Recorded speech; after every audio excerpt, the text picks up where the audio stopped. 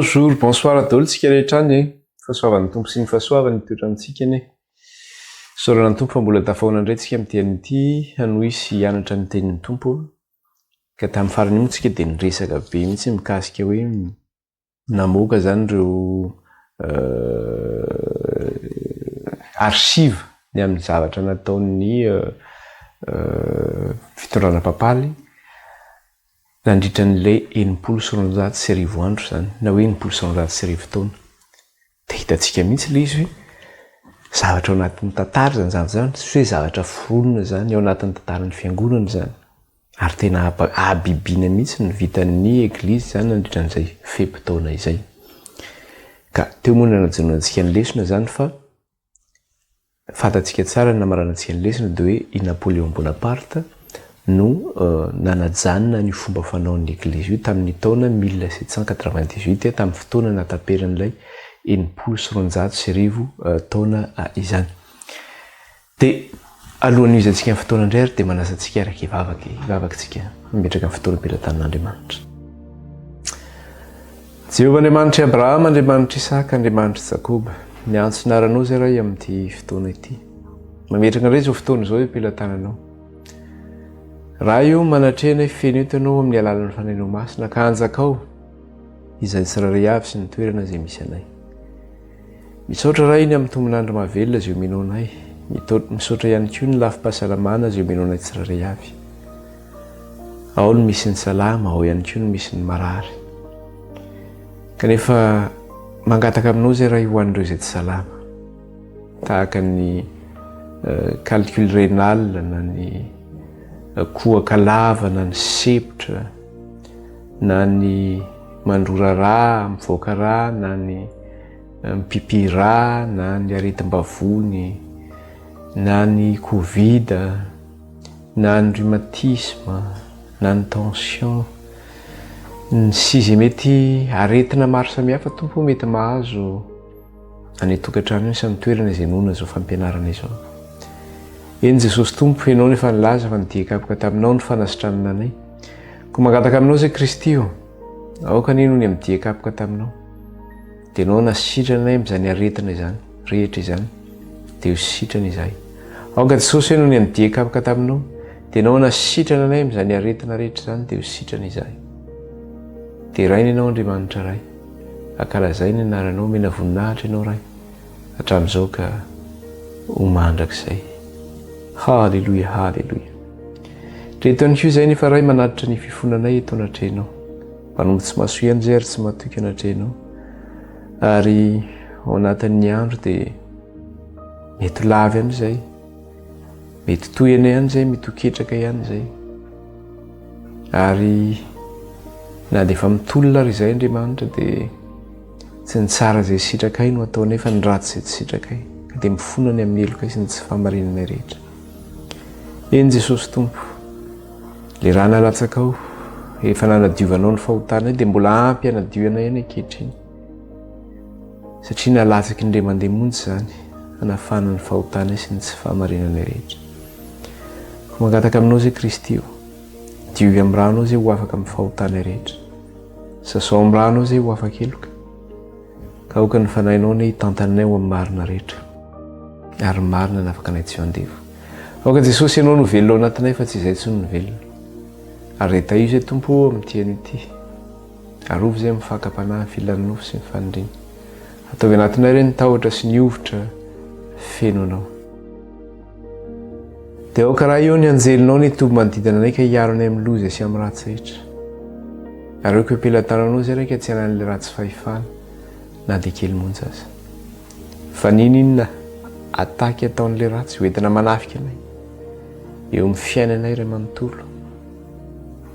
Dia ilay voniny Satana sy ny asany rehetra tsy manan-kery, tsy manam-pahefana. Indrindrandrindra amin'izao fampianarana ny teninao izao ihany koa. Lasa ny afo mandevona ny Satana sy ny asany rehetra minaran'i Jesosy.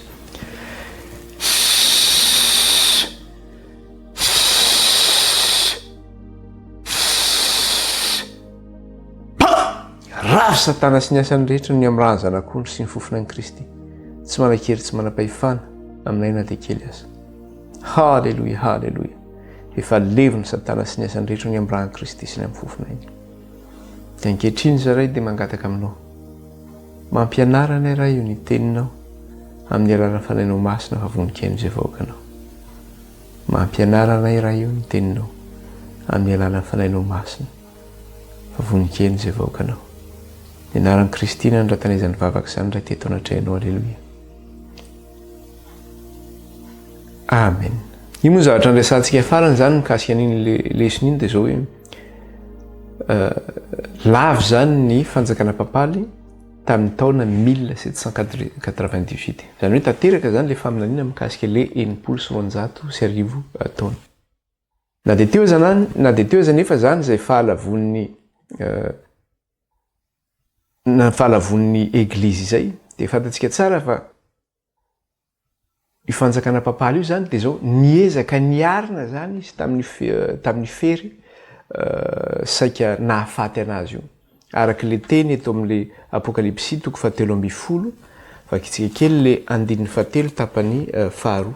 Dia ahoana ozy izy miteny manao hoe afakiko mihitsy le 9 ray manontolo tsy maninona. 9 tapany voalohany azafady. 9 tapany voalohany. Ary hitako ny lohany anankiray izy dia tovoka efa faty. Dia toy izany le izy. Nefa sitrana ihany le fery saika nahafaty azy. Nefa sitrana ihany ozy izy le fery saika nahafaty azy.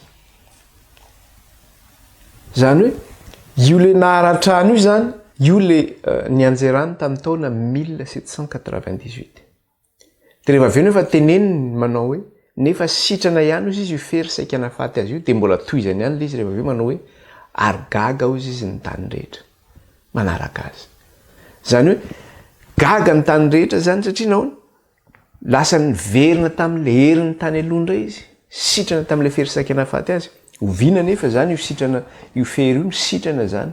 Dia izay indrindra no jerentsika amin'le lesona zany hoe tamin'ny fotoana oviana izy io. Dia izy io zany tsy tafaverina zany izy io raha tsy taty amin'ny tsy tafaverina tanteraka raha tsy taty amin'ny 20e siècle zany vao tafaverina izy io. Zany hoe teo amin'ny fanavozana ny Église katolika zany. Ka rehefa tavaverina izy io taty amin'ny 20e siècle dia tsy nanenjika intsony ny Église. Tsy nanenjika ny olona masina intsony ny Église fa niova indray zany satria nisy fanavozana zany teo amin'ny Église katolika. Dia hitantsika eo ny fandehan'izay. Dia tamin'ny fotoana oviana izy io ny tafaverina taty amin'ny 20e siècle dia taty amin'ny 1929 zany tamin'le resaka hoe traité de Latran zany no niverenana izy io. Ka alohan'ny hatongavantsika amin'izay traité de Latran zay dia tsy maintsy mijery kely tsika hoe inona zany ny zavatra nitranga tao anatin'izay ao anelanelan'izay hoe fotoana naharatrany izay sy amin'ny fotoana nahasitranany zany. Mba hitantsika tsara ny fandehan'ilay le tantara satria tsika koa tsy afaka hoe miteny tahaka an'izao fotsiny hoe teto izy dia nianjera dia teto izy dia sitrana dia vita ny resaka. Fa tsy maintsy pohona zany zay zavatra izay ara-tantara hoe ahoana ny nahasitrana azy tamin'izay fery saika nahafaty azy izay. Dia raha nianjera zany izy tamin'ny 18e siècle. Dia niezaka niarina zany izy tamin'ny taonjato fa 9 zany hoe tamin'ny 19e siècle. Nefa nahoana tsy tafarina mihitsy zany izy. Dia jerentsika fotsiny efa misy article zany nivoaka tamin'izany vanim-potoana izany. Dia fantatsika tsara fa iza no nianjera tamin'ny andron'ny Papa Bonaparte, tamin'ny azafady tsy Papa Bonaparte, tamin'ny Napoléon Bonaparte iza no papa nianjera tamin'izay fotoana izay, dia ny Papa Pie VI zany no nianjera tamin'izay vanim-potoana izay. Dia rehefa avy eo nefa tsy io papa intsony zany ny papa fa lasa Pie VII indray ny papa tatoriana. Dia rehefa Pie VII ny papa dia nisy article nivoaka dia jereo tsara zao ny zavatra nitranga. Satria io papa Pie VII io zany niezaka nanarina zany an'io fianjeran'io ny Église io teo amin'ny fahefana zany fahefan'ny Église manerana ny Europe. Fantatsika tsara fa rehefa Napoléon efa tonga teo dia Napoléon ny empereur ary izy tsy nanaiky hoe ny papa no mifehy fa izy no manjaka, zany hoe ny fanjakana indray zany lasa manjaka amin'ny Église teto. Dia i papa Pie VII nefa niezaka zany anarina an'izay le toerana nisy an'ny fanjakana papaly teo aloha zay. Dia vakiko tsara ty article ty dia hoetsentsika le izy dia izy. Dia ho adiko amin'ny teny gasy amin'ny mola izy zany. Ezahako adiko ihany. En acceptant de ratifier le 15 août 1801 le concordat conclu entre Rome et le gouvernement français. Zany hoe nisy akory nataon'ny Roma papaly zany sy ny fanjakana frantsay zany tamin'ny 15 août 1801. Zany hoe nisy signature natao zany tao anatin'io fanarahana io tamin'ny contrat zay ny fanarahana izy ireo. De inona ny zavatra neken'ny Papa Pie VII tamin'io fotoana io? Satria izy no mametraka ny concordat io, Napoléon no mametraka ny concordat io zany io fifanarahana io. De hono izy le Papa Pie VII s'engage dans la voie d'une relative normalisation des relations entre le Saint-Siège et la République française. Ny Papa Pie VII izy de zao nanaiky izy ny isin'ny fifanarahana zany ara-dalàna amin'ny Roma papaly sy ny amin'ny fanjakana frantsay izany. De zao ary ny zavatra nisiniavina tao anatin'izany fifanarahana izany. De ozy izy de néanmoins la promulgation des 77 articles. Zany hoe taorinan'io fifanarahana io zany de nisy article ndray. Zany hoe taty amin'ny taona 1802 zany nisy zany fifanarahana teo amin'ny Papa sy Napoléon, de taty amin'ny taona 1802 nefa namoaka lalàna ndray Napoléon mikasika ny fifanarahana mikasika ny église sy ny fanjakana frantsay. De zao ny zavatra nteneny, néanmoins la promulgation des 77 articles organiques le 28 avril 1902 tend à faire de l'église de France une église nationale aussi peu dépendante de Rome que possible et asservie au pouvoir civil. Rehefa namoaka an'izay 17 articles zay zany ny fanjakana frantsay tamin'ny 18 avril 1802 de zao ny zavatra nivoaka tao anatin'izay hoe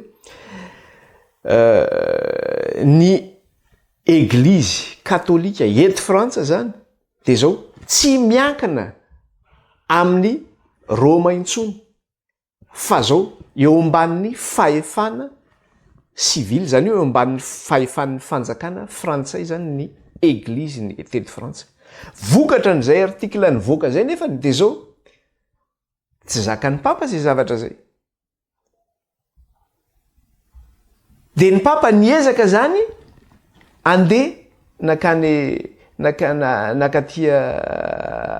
niezaka andeha ho aty Frantsa zany izy hanao négociation amin'ny Napoléon amin'ny zavatra io, ahoana ty zavatra mitsanga ty, satria le article zany de zao ny zavatra niteneniny ihany koa anatin'le article, satria 17 articles l'izy de zao zavatra teneniny koa anatin'le article. Les papes ne peuvent déposer les souverains ni délier leur sujet de leur obligation de fidélité. Que les décisions des conciles œcuméniques priment sur les décisions pontificales. Que le pape doit respecter les pratiques nationales, qu'il ne dispose enfin d'aucune infaillibilité. Ny papa ozy izy de zao hoe tsy afaka zany hoe tsy afaka migerer tsony sy zay olona teo amin'ny fahefana zay teo ambaniny tsony zany hoe izy no mandray décision hoe zao ny zavatra tokony ataonareo na zao ny zavatra tsy tokony ataonareo. Ny papa de tsy afaka manao inona keo, ny papa ihany koa de tsy afaka vokatra n'io article io zany, ny papa de tsy afaka mametraka tsony ny mpanjaka tahaka ny fanaony tany aloha ao anatin'izay article zay ihany koa miteny anazy. De ahoana izy que les décisions des conciles œcuméniques priment sur les décisions pontificales. Zany hoe vokatra ny fisarahany vokatry ny fanjakana vokatry ny fanjakana napoléonienne ty de zao lasa nasiny Napoléon mouvement œcuménique resaka hoe fitambaran'ny fivavahana zany. De hoe ny décision œcuménique zany no mibahana iny mihoatra noho ny décision an'ny papa. Nefa taloha ny décision ny papa no mibahana. Iny no manana lanjany zany. De ny frantsay nefa nametraka hoe ny décision œcuménique. Iny ndray no lasa mibahana. Que le pape doit respecter les pratiques nationales. Tsy afaka miditra tsetra am'izay zany izy. Amin'ny resaka hoe ahoana ny fomba fitondran'ny firenena. Tsy afaka miditra am'izay izy. taloha izy tena izy mihitsy zany no manao an'izay tiany ataony satria tsy refesy mandidi ny papa taloha raha misy zavatra mitranga de izy ny tonga de miditra antsehatra zao ny tokony atao zany hoe ny papa zany tsy mahazo miditra amin'ny raharaha-panjakana ntsony zay ny zavatra ny teneny Napoléon eto ny amin'ny fanjakana eo zany le hoe séparation de l'état et de l'église tena nataony Napoléon zay zavatra zay tsy mahazo miditra am'izay tsony papa de farany de ozy hoe qu'il ne dispose enfin d'aucune infaillibilité de inona moa le infaillibilité fa hoe ny papa de tsy azo disoina ary tsy mety diso ny amin'ny resaka hoe décision raisiny amin'ny resaka ara-pivavahana sy ny amin'ny resaka hoe fanaovana fomba ara-pivavahana tsy manana an'izay infaillibilité zay nitsoa zany ny papa amin'ny lafiny rehetra zany zay zavatra zay hoe papa tsy afaka manao ninina izy de io moa le antsoina hoe gallicanisme zany ka le gallicanisme zany de zao hoe lasa ny état ndray zany no lasa amboniny église zay le gallicanisme tsy ny église tsony ny amboniny état fa lasa ny état no amboniny église de tsy zakan'ny papa zay zavatra zay de zao ny zavatra ny teneniny ato de ty le ezaka nataon'ny papa zany hoe andeha hiakatra aty Paris tenter zany hoe ahoana no anaovana négociation am'ty zavatra ty fifanarahana mba tsy ho ny état no amboniny église fa ny église no tokony ho amboniny état par rapport am'ireo décision ny raisiny Napoléon reo de zao ny teny hoe c'est pour tenter d'obtenir l'abrogation des articles organiques que le pape accepte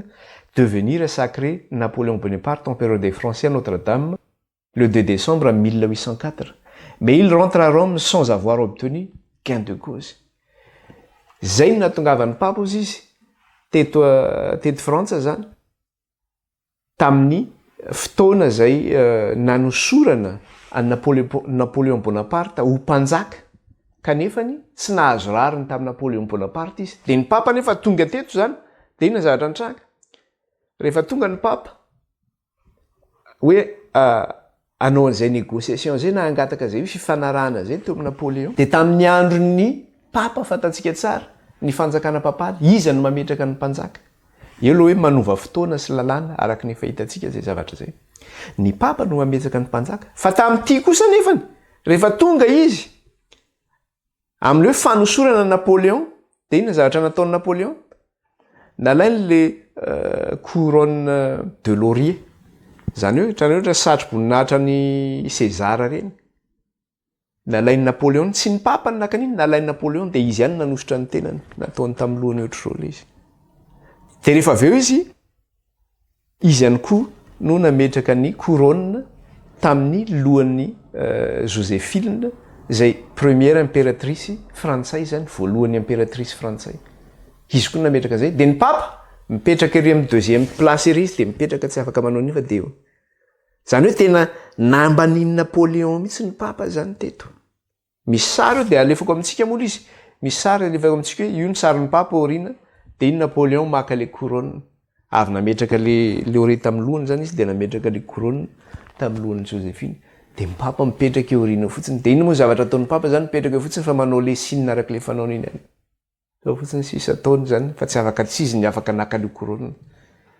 de hitantsika eo le izy rehefa mijery an'iny tsika de araka ny teneniko foana le izy tsy fanenjehana ny église na hoe fanaratsiana na fanakosoketana fa miresaka tsika ny tantaran'ny église eto miresaka hoe inona zavatra nitranga tamin'ny 1900 fotoana inona zavatra nitranga taorinan'izay ahoany zany eo amin'ny lafin'ny tantara marina ve ny zavatra resantsika sady miteniteny foana eto fa miresaka tantara tsika eto io zavatra resaka igny ka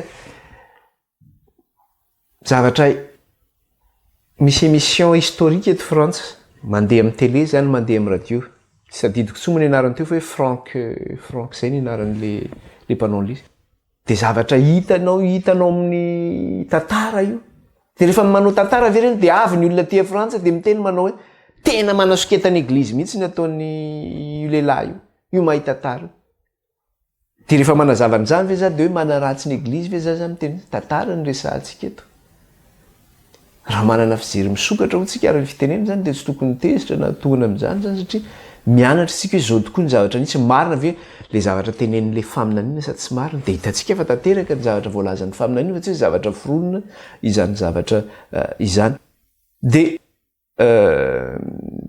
inona ny zavatra nitranga par la suite les relations entre Picette et Napoléon Ier ne vont cesser de se dégrader taorian'io fotoana izy zany satria rehefa tsy afaka nangataka le hoe fanafoanana zany le disque article i Papa Picette rehefa nakatia France de lasa niverina maina izy zany nakany Roma de zao ny ratsy zany ny fifandraisan'ny Papa Picette sy Napoléon de rehefa ny ratsy ny fifandraisan'izy ireo de inona ny décision mbola niraisin'ny Napoléon ny zavatra ny décision niraisin'ny Napoléon de zao hoe il est état pontificaux satria ny fanjakany mbola zany hoe mbola nanana territoire zany ny papa de ao anatin'ny territoire an'io zany mbola manana ny sujet zany izy na manana ny vahoakany izy ao anatin'ny territoire an'io fa nefa na de eo ary zany eo ambanin'ny fahefan'ny Napoléon izy de io territoire ny papa io antsoina hoe état pontificaux izy io zany hoe territoire ny presque amin'ny Italie faritra ny Italie iny zany sy manodidina azy zany misy territoire mivelatra izy io misy fanjakana maromaro izy io de zay antsoina hoe état pontificaux zany zay zavatra zay de ny zavatra nitediavin'ny Napoléon tao satria Napoléon miady tamin'ny Anglisy miady tamin'ny Angleterre zany de zao hoe mba anangezana ny territoire frantsay de ny état pontificaux ny papa atsofoky nalain'ny Napoléon zany amin'ny papa hoe ho atsofoka ao anatin'ny territoireko ny état pontificaux anao mba iadina amin'ny mba ahafana hoe mandresy ny Anglisy zany hoe manana territoire angeza noho ny Anglisy ny Napoléon de mipapa tsy nety zaho izy tsy miditra am'zany satria raha miditra am'zany de tsy neutre amin'ny Anglisy satria za papa sady papan'ny Anglisy any papan'ny frantsay ny papan'ny européenne de rehefa tsy nety tam'izay ny papa de tezitra Napoléon zao no nataon'ny Napoléon votre sainteté souveraine de Rome mais j'en suis l'empereur tous mes ennemis doivent être les siens enao izy de zao mpanjakan'ny Rome enao fa zaho izy ny empereur fantatsika tsara ny empereur zany fa mpanjaka ambonin'ny mpanjaka rehetra mpanjakan'ny Rome enao fa za mpanjaka za amin'ny empereur ao izy zany mpanjakan'ny mpanjaka zany ary ny fahavaloko rehetra tahaka ny Anglisy zany de tokony ho fahavalonao satria ianao eo ambaniko zay nydikan'izay zavatra zay zany ny zavatra nitenen'ny Napoléon tamin'ny taona tamin'ny 13 février 1806 ny nanaovana an'izany de vokatra ny zavatra nitenen'ny Napoléon de zao izy le souverain pontife refuse d'adhérer au blocus continental tsy nanaiky an'izay zany ny papa za tsy manaiky an'izany ozy izy ny papa vokatra n'izany tonga de midina ny sazy avy any amin'ny Napoléon la répression impériale ne se fait pas attendre et va de crescendo tsy nijanona teo Napoléon fa tonga de tonga ny sazy hitanareo zavatra mitrango ohatrany ataony ny États-Unis sy ny Occident amin'ny Russie rehefa mianakendro ny Russie de tonga ny blocus ny Occident sakanana daholo ny resaka commerce avy any Russie asina blocus any tsy afina resaka ohatra hoe importation na misy resaka ifanarahana ara-barotra tapahana resaka pétrole sy ny karazany zany ny atao hoe blocus de ohatr'izany mihitsy tamin'izay fotoana zay zany satria ny papa manao an'izao tonga ny sazy miantona inona ny sazy nataon'ny Napoléon les états de l'église sont bientôt réduits au patrimoine de Saint-Pierre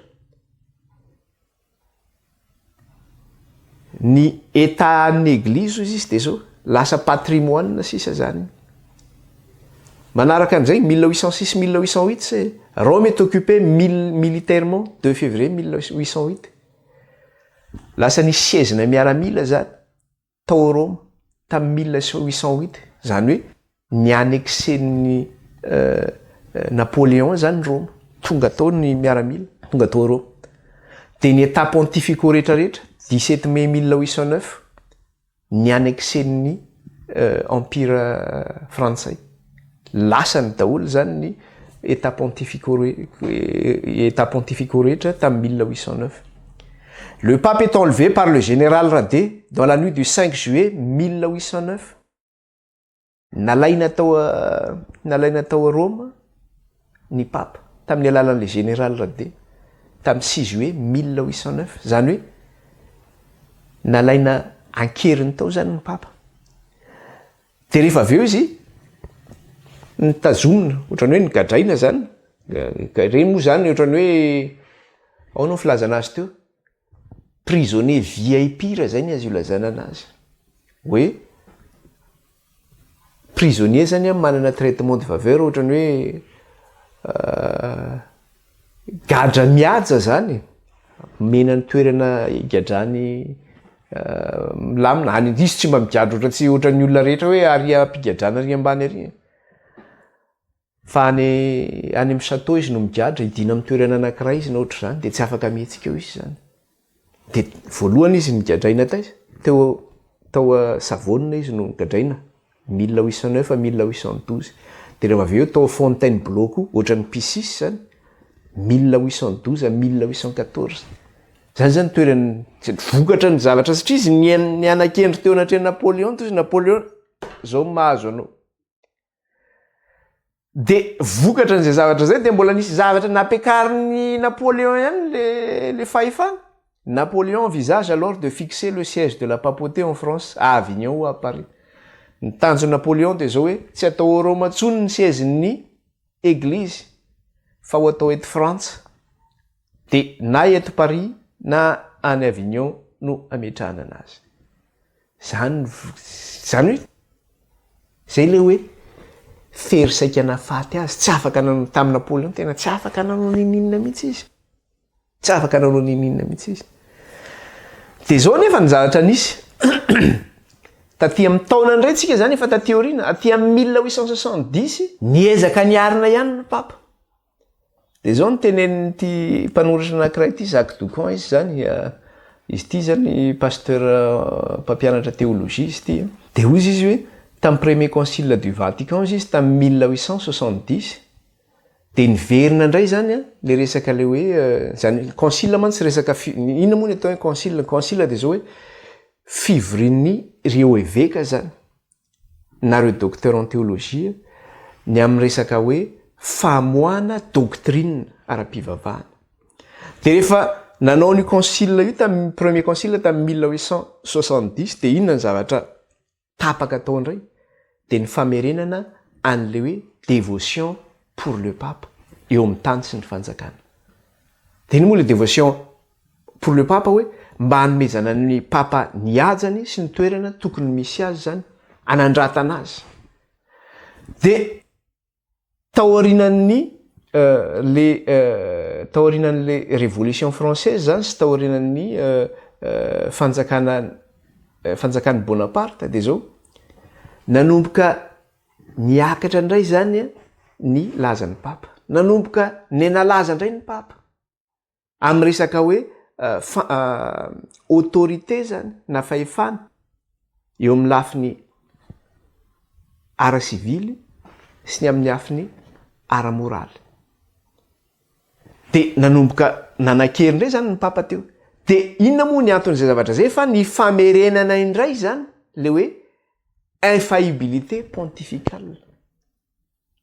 De inona le infaillibilité pontificale teo? Le hoe mipapa tsy mety diso, tsy azo disoina, ary rehefa mamoaka doctrine izy na amin'ny resaka ara-pinoana io na amin'ny resaka ara-fomba-pivavahana io de marina zay zavatra lazainy zay. De niverina indray zany zay tamin'ny taona 1870 de niakatra indray le nanomboka niakatra ny lazan'ny papa. Na de teo zany efa zay ezaka nataon'ny papa zay de mbola tsy sitrana ihany izy. Mbola tsy sitrana ihany izy satria ny zavatra nitranga de zao taty amin'ny taona taty amin'ny teo amin'ny taona 70 io ihany taty amin'ny 20 septembre taty amin'ny faraparan'ny taona 1870 inona ny zavatra nitranga satria fa Napoléon Bonaparte efa tsy teo intsony zany hoe taty amin'ny second empire zany taty amin'ny Napoléon III. De inona ny zavatra nitranga rehefa nenjera ny second empire frantsay zany hoe tamin'ny andro Napoléon III 1870 de zao ny troupe piemontoise niditra tao Roma zany hoe nanafika ny Roma ny troupe piemontoise. Ino moa le troupe piemontoise reo fa reo zany miaramila italiana reo satria tamin'ny fotoana io ny Roma ihany no tsy tafiditra tao anatin'ny territoire italiana satria tsy navelany Napoléon zay zavatra zay. Fa rehefa nangozozozy ny fanjakana frantsay de nenjera ny empire frantsay tamin'ny alalany nenjera tamin'ny andro Napoléon III de nanararoatra ny mpanjaka italiana nanina ny annexeny Roma de nanafika ny Roma izy niditra tao Roma izy. De hitantsika eto fa misy sary mikasika ny zavatra zay zareo niditra tao Roma nandrava tao Roma mihitsy zany ny annexena azy. De 20 septembre 1870 zany hoe tao anatin'ny ray andro monja zany no nananjerana ny Roma de tafiditra tao Roma ny miaramila italiana. De rehefa tafiditra tao Roma miaramila italiana de mpanjaka italiana zay antsoina hoe Victor Emmanuel zany namoaka décret izy. Ny décret zay navokany de zao hoe le décret mettant fin à l'existence des états pontificaux et du pouvoir temporel des papes. De io le zavatra hitantsika na de niezaka ihany ary izy zany tamin'ny 1870 de mbola tsy tafarina ihany koa izy satria nahoana tonga indray koa ny miaramila italiana niditra tao Roma ny annexé any Roma zany hoe rehefa niditra tao Roma zany ireo miaramila italiana de nanafona ny nandray fanapahan-kevitra ny mpanjaka italiana hoe ny amin'ny nanafoanany ny état pontificaux zany hoe rehefa fanjakana teo ambanin'ny fahefana papala ary nanafona ihany koa ny fanjakan'ny papa tsy nisy intsony. De rehefa tonga nefa io zavatra io rehefa nanao an'izay le Victor Emmanuel zany de nanapozina ihany izy nanapozina izy ny politika italiana satria nahoana lasa problème be io zavatra nataony io le antsoina hoe question romaine. Le question romaine satria nahoana hoe ny Roma de siège ny église catholique nefany en même temps zany le izy io any koa ny tokony capitale any Italie de lasa problème be izy hoe ahoana ary ny atao satria ny annexen'ny Victor Emmanuel izy de lasa nisy problème be zany le izy teo amin'ny fanjakana italiana. De inona ny zavatra nitranga de zao hoe vokatra zay problème zay am'le resaka hoe question romaine hoe ahoana ny anaovana ny satria ny foanan'ny fanjakana italiana ny efa nifoanana fanjakana italiana ny fahefan'ny papa efa nifoanana fanjakana italiana ny état pontificaux zany tsy eo ambanin'ny papa intsony de tia koa raha mbola ho alain'ny Italie zany ny Roma hoe apetraka eo ny capitale ny Italie de problématika be ihany koa nefa zay satria hoe siège ny église io nefa ny olona tamin'izany fotoana zany koa katolika daholo koa ny italiana zany de niteraka problème be zany zay teo amin'ny fanjakana italiana tao aorinan'io 1870 io zany zany hoe tany amin'ny 3 février 1871 de na de teo ara zay problème zay de nafindra ny fanjakana italiana avy eo Florence ny capitalany nakany à Rome zay antsoina hoe ville éternelle. Heritaona tao aorinan'io fianjaran'ny fanjakana papala io zany de nafindra tao Roma ny capitale ny fanjakana italiana satria tany Florence nisy zany teo aloha de naverina tao Roma zany. De ny papa zany natsiaro hoe gadra izy tao anatin'izay sy ny papa zay nandimby nanaraka azy koa de natsiaro hoe gadra tao Roma tao Vatican zany izy satria tsy afaka nanao ninina intsony izy. Eo sisa zany toerana voafenisy anazy tao Vatican tsy afaka nanao tsy ninina intsony izy. De nefany taty orina am'izay de nisy évolution zany teo amin'ny fifanarahany ny fanjakana italiana sy ny papa izany. De io le antsoina hoe accord de Latran na hoe traité de Latran tamin'ny taona 1929 zany hoe taty amin'ny taona 1929 zany vao nisy zay fifanarahana izay teo amin'ny fanjakana italiana sy ny papa zany ny amin'ny ametrahana any Vatican ho état souverain. Zay zany nametrahana any Vatican hoe état souverain ho fanjakana maleo tena zany. Fa tsy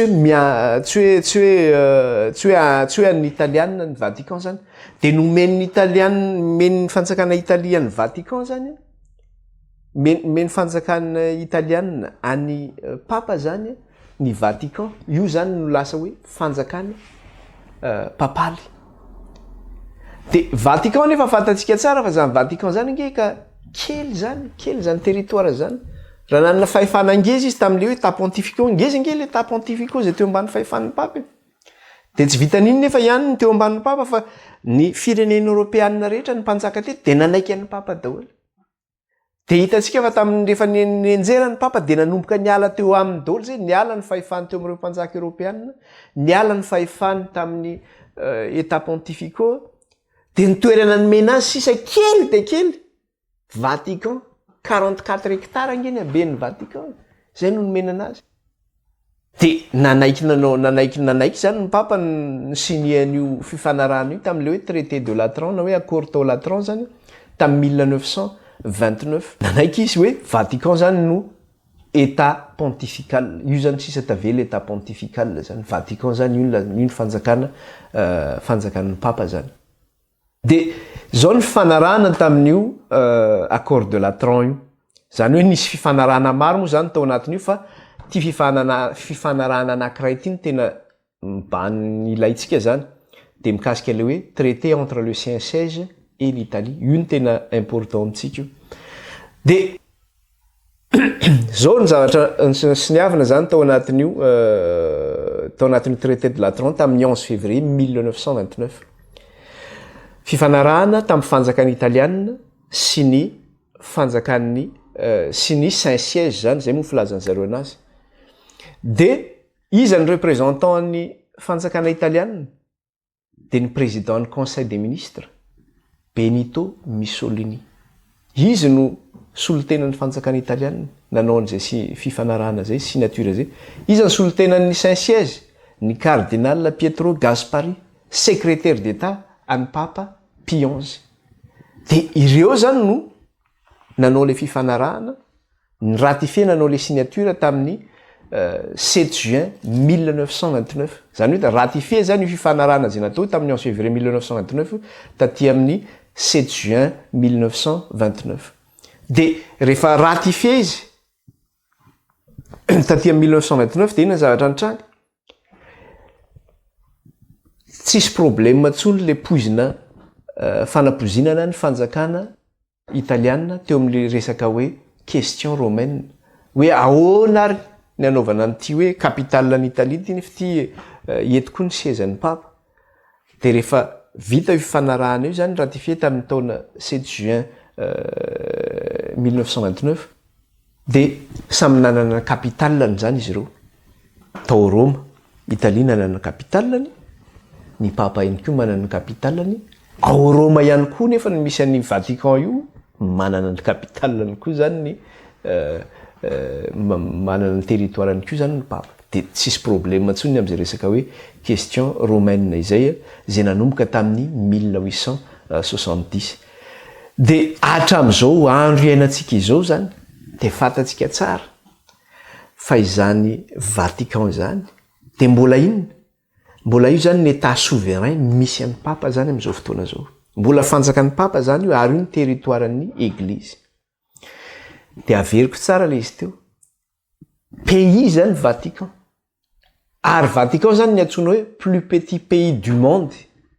Satria ny habean'ny Vatican de zao 44 hectares fotsiny ny habean'ny Vatican. Alefako tsy eto amintsika eto ny sarin'ny habean'ny Vatican zany fa kely ange zany hoe 44 hectares zany. Kely zany 44 hectares zany. Ny ano ataontsika hoe afaka ampifandraisantsika aminy zany de zao hoe raha mijeritsika ny habean'ny 67 hectares zany mbola ngeza. Fa izy nefa 44 hectares ny ben'ny habeany, zay zany ny habean'ny territoiren'ny Vatican na hoe cité de Vatican zany. De nanomboka tamin'ny taona 1929 izy zany teo le hoe nanomboka teo am'izay le fanavaozana ny église katolika. Satria niverina ho état souverain indray zany ny ny eglizy katolika. Niverina hoe ta souverain indray izy. De zay no mahatonga azy miteny, averintsika le vaky teny vakitsika teo am'izay, teo am'le apokalipsy 7:7 manao hoe aritako ny lohany anankiray izay toabo ka efa ho faty, nefa sitrana ihany ilay fery saika nafaty azy. Sitrana zany le fery saika nafaty azy. Tamin'ny taona oviana izy io no naratra tamin'ny 1798.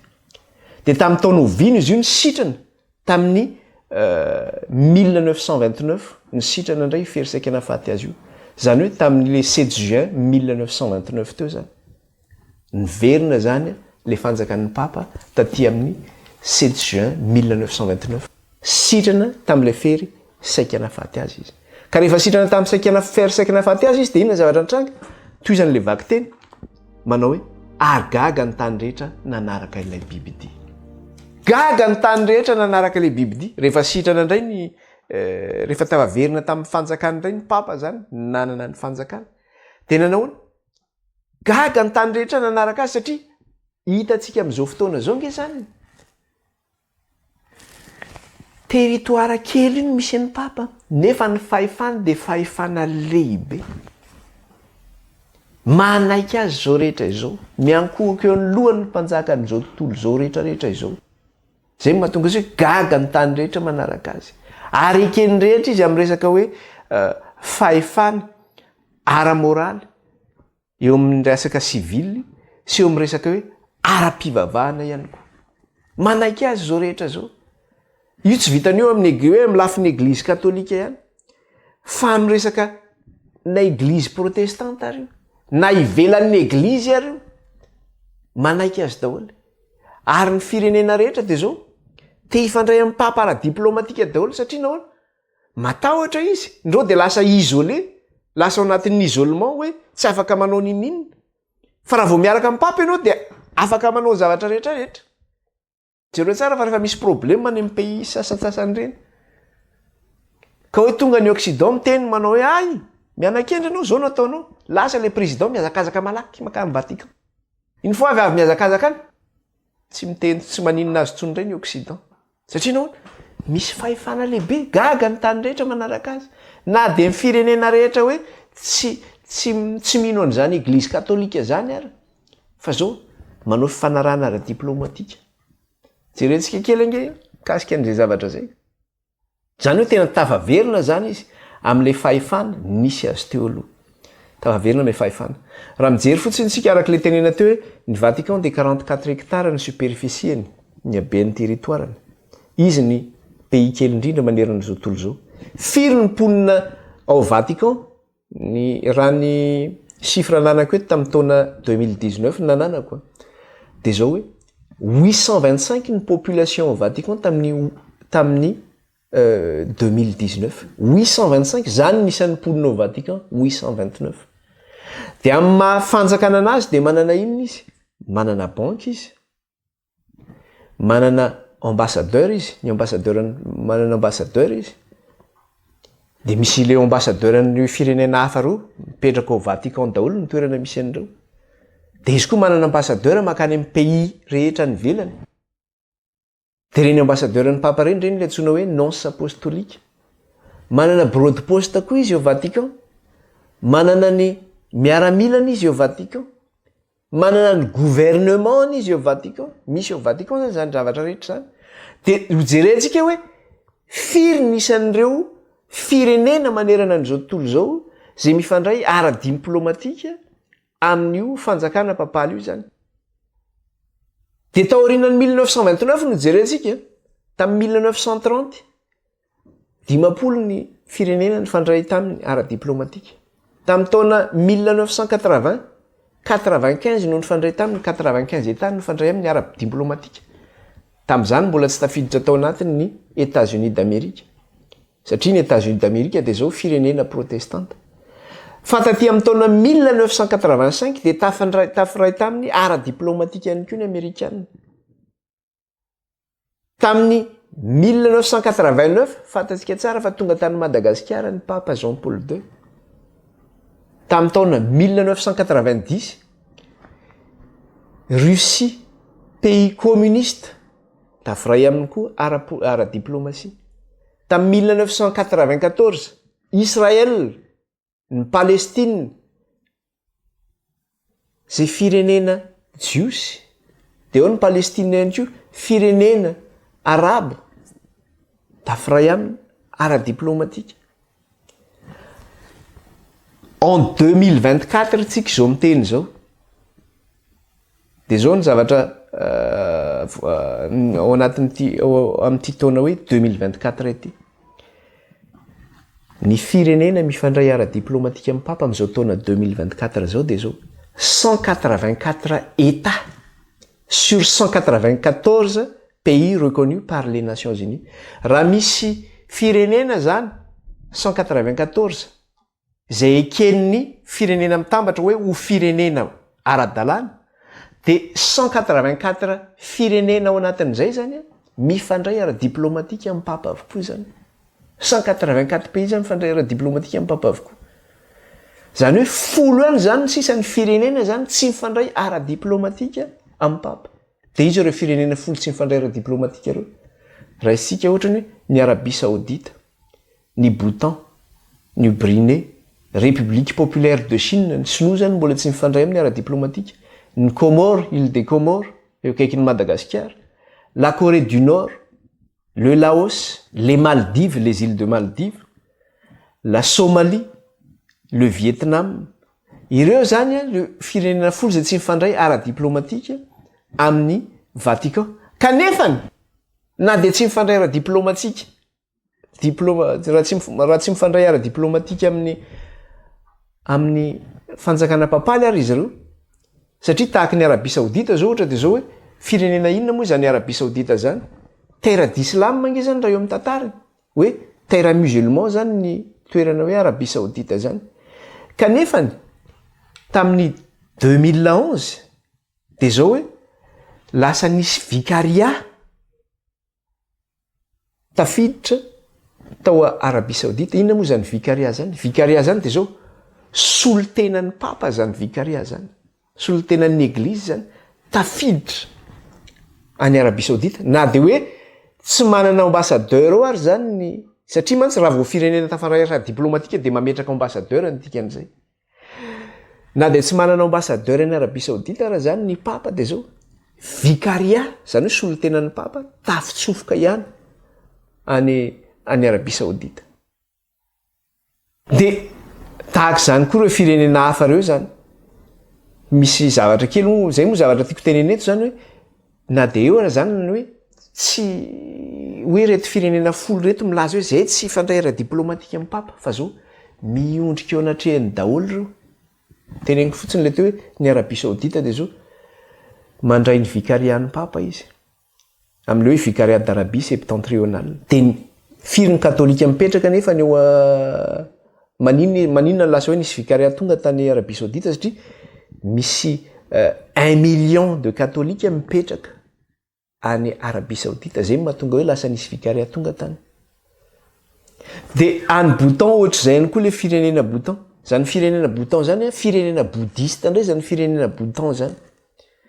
Kanefa de zao manaiky izy nipetrahan'ny église catholique anankiray ihany eo amin'ny territoirany. Inona ny ekenan'izay? Satria vokatra ny papa zay. Manino inaraka zay gaga ny tany rehetra manaraka azy. Fa raha ohatra nge ka ianao tsy matahotra ny papa zany, potehinao ataonao azalamy zany. Ohatra ny ataon'ireny le slam mahery fetsika ireny. Fa manao mba tsy ho isolé zany izy, mba tsy ho anatin'ny isolement hoe tafasaraka amin'ny firenena de tsy maintsy manao marimaritra raisana ihany, na de tsy mandray an'le resaka le hoe amin'le resaka hoe ambassadeur zany. Any Brunei, inona ihany koa ny Brunei? Firenena musulmane ihany koa zany. Nefa ny misy 16,000 katolika mipetraka ao aminy. Musulman katolika zay avy any Philippines moa izy ireo zany. De misy vicariat apostolika koa tonga any satria vokatr'ireo katolika zay mipetraka any Brunei io zany. De any Chine ndray inona ny problème any Chine? Le régime communiste aussi, Xi Jinping encadre strictement l'église locale et aucune relation diplomatique formelle n'existe pour l'heure avec le Saint-Siège. Zany hoe ny régime communiste ny Xi Jinping zany de encadreny mihitsy ny fiangonana lokale. Izy zany manara-maso, zany hoe misy fiangonana zany, misy fiangonana ihany eo Chine. Fa manara-maso izy mba tsy ahafahan'ny CNCS zany mba mahatsy ahafahan'ny CNCS zany miditra ohatrany hoe karazany hoe manao espionnage ny fanjakana chinois zany. De taty aoriana nefa na de teo ary zay de zao nanaiky ihany ny lefitra ihany zany ny sinoa teo anatin'izay zavatra zay, satria nisy akôry fifanarahana zany tao hoe ifidianana évêque anankiroa. Araky le teneny teo vakiko tsara. Un pas en avant cependant a été effectué en 2018 avec la signature de l'accord pastoral sur la nomination des évêques qui permet aux deux parties de participer au processus de désignation et qui légitime l'organe de contrôle du Parti communiste chinois sur la communauté catholique, l'association patriotique. Zany hoe na de teo ara zany fisin'le église locale io de zao nisy cardinal anankiroa voatendry zany teo. Kanefa na de teo ary zay cardinal voatendry zany de zao eo ambanin'ny contrôle-ny communiste zany reo zavatra reo. Zany hoe tsy afaka manao ninina mihitsy zany ny église. Ohatran'le hitantsika tamin'ny andron'ny Napoléon. Inona zavatra nisy tamin'ny andron'ny Napoléon? Zavatra nisy tamin'ny andron'ny Napoléon de zao hoe ny église de France eo ambanin'ny fahefan'ny fanjakana frantsay fa tsy eo ambanin'ny fahefan'ny ny papa. De ohatr'izay mihitsy ny fanjakana sinoa zany, misy église locale ihany eo, fa zao eo ambanin'ny fahefan'ny parti communiste zany l'église locale, fa tsy eo ambanin'ny fahefan'ny papa izany. De zay moa izy fa tsy aro resahantsika daholo mikasika izay zavatra zay zany fa ny Comores, pays musulmane, ny Corée du Nord, régime communiste, eo ny sasany le hoe bouddhiste teo zany sy ny karazany. Na misy le Somalie zao ohatrany hoe pays djihadiste zany, resaka le islam mahery fihetsika reny, nefa de zao manana solotena foana ny papa amin'ireny toerana reny. Na de hoe tsy ambassadeur ara zany fa resaka hoe vicaria. Misy solotena foana, misy église koa amin'ireny toerana reny nefa. De ny Vietnam ohatran'izay ihany koa, ny Vietnam koa nanakana an'izay fa zao ny lefitra ihany izy taty aoriana zany, matahotra an'ireo hoe isolement. Zay mikasika an'iny fa ny zavatra tena tiana tenenina eto zao hoe izao tontolo zao de manahoana miondrika eo amin'izany fahefan'ny papa zany zao tontolo zao. Miondrika manaiky ny fahefan'ny papa zao tontolo zao. Hoe gaga ny tany rehetra manaraka azy. Firenena kely izy. 184 états no mifandray amin'ny ara diplomatique. Ny firenena rehetra miondrika eo anatrehany daholo satria manana fahefana io état pontifical io. De i Vatican io zany. Ivavaka tsika marana ny fotoana fa tapitra koa ny fotoanantsika. Raha io misotranao zay raha afaka nianatra ny teninao. Voninahitra ny eo anao, ny derany eo anao, ny hajany eo anao. De isaoranao raha izay vitanay indray tamin'ny teny io teny amin'ny fianarana ny teninao. Voninahitra ny eo anao tompo ohatra amin'izao mandrakizay. Ny anaran'i Jesosy nandratana izany vavaka izany rehetra eto anatrehanao, aleloia. Dia manamasinanay ireny amin'ny teninao ny fahamarinana. Amen. Dia manao velomantsika rehetra indray ary. Tahin'Andriamanitra daholo tsika dia amin'ny manaraka indray. Bye daholo.